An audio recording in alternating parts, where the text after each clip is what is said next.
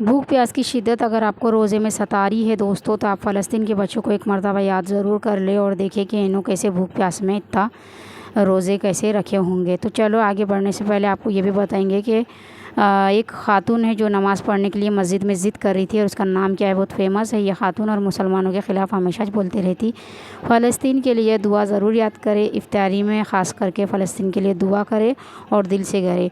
तो दोस्तों जो ख़ातून है ज़िद कर रही थी नमाज़ में टीपू सुल्तान मस्जिद में नमाज़ पढ़ने के लिए, इनका ये कहना है कि आदमियों को जब बराबरी का हक़ है औरतों के बराबरी में, तो औरतों को भी वह हक़ मिलना चाहिए और हर औरत को मस्जिद में जाके नमाज़ पढ़ने का भी अधिकार मिलना चाहिए।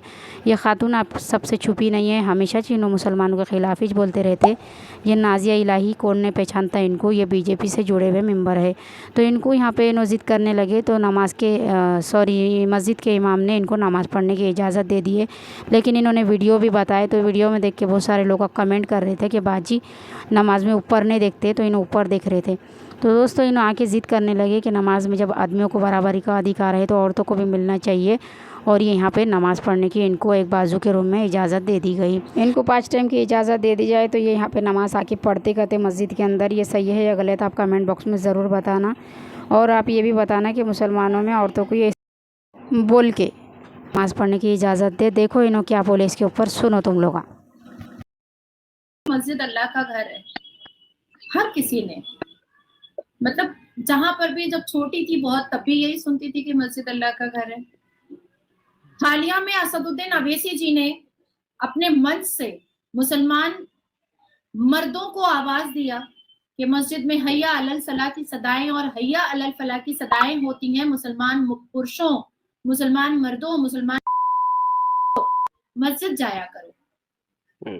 तो मुझे बहुत बुरा लगा, मुझे इतना बुरा लगा कि आखिर उन्होंने ये सदाओं का मतलब की बातें मुसलमान औरतों को, बेटियों को क्यों नहीं कहा?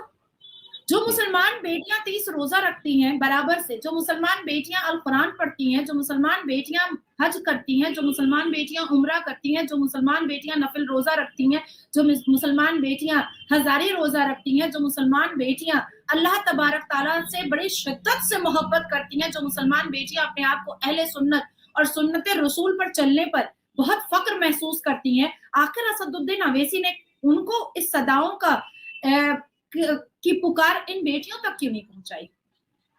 ये हैया अलल सलाह की सदाएं और हैया अलल फलाह की सदाएं क्या मुसलमान बेटियों के लिए नहीं है?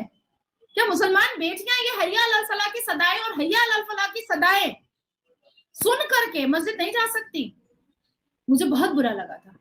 मैं उस दिन में इतनी मतलब गुस्से में थी असदुद्दीन अवैसी पर कि मुझे मन कर रहा था कि मैं इसी वक्त टिकट कटाऊं और मैं बाय प्लेन में है। कुरान ने जेंडर इनइक्वालिटी नहीं रखी, जब डिस्क्रिमिनेशन नहीं रखा, जब डिफरेंटेशन नहीं रखा, तो तुम कौन होते हो?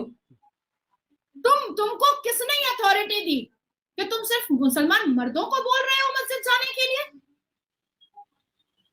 और तब मुझे लगा कि अब इसका जवाब। अब बीजेपी से ताल्लुक़ रखने वाली नाज़िया इलाही को अलग अलग तरीके से लोग कमेंटा कर रहे, और ट्विटर पर अलग अलग सोशल मीडिया प्लेटफॉर्म पर आप लोग आपकी राय ज़रूर बताएं दोस्तों कमेंट के अंदर कि इनका नमाज़ पढ़ने के लिए मस्जिद में जाना सही था, और चैनल को ज़रूर शेयर करें।